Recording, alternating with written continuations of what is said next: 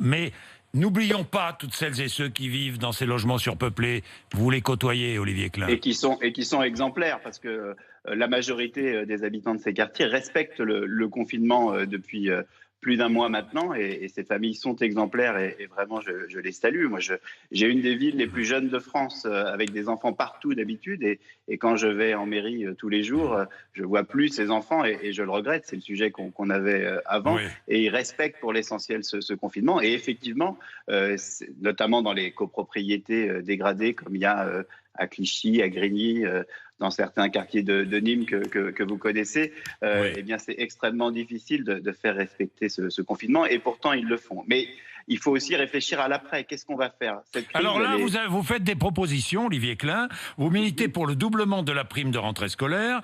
Vous dites qu'il faut suspendre les loyers des HLM pendant 2 mois et créer un fonds pour soutenir les bailleurs sociaux qui en ont besoin.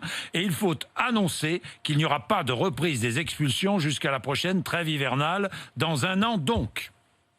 Absolument, oui, parce que ces familles qui se retrouvent dans une situation encore plus difficile que celle qui était la leur avant, eh bien, on ne peut pas les laisser dans cette angoisse, cette incertitude. On voit la difficulté qu'ils ont à faire à manger, parce que faire les courses en ce moment, c'est beaucoup plus cher que d'habitude, et ça coûte beaucoup plus cher que les cantines qui ont des tarifs sur des niveaux de quotient. Moi, les tarifs les plus bas, c'est 1 euro. Aujourd'hui, on ne fait pas à manger pour ses enfants avec 1 euro, comme on peut le pratiquer dans les cantines. Donc, il faut des mesures sociales qui vont accompagner ce pays après.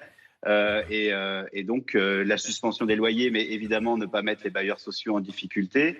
Et puis, le gouvernement a déjà annoncé une prime pour le 15 mai. Je crois que pour la rentrée scolaire, on en parlait tout à l'heure, eh bien, doubler la prime de rentrée scolaire, c'est sur des critères objectifs, eh bien, Oui. ça serait extrêmement important pour les habitants de nos quartiers. Merci, Olivier Klein.